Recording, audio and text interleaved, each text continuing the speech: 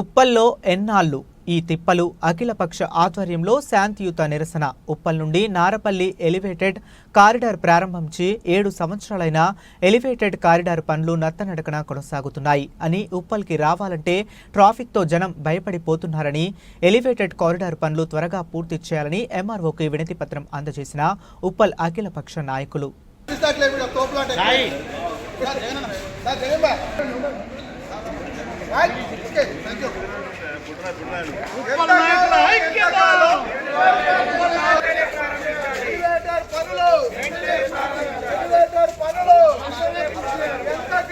ఎంతకాలం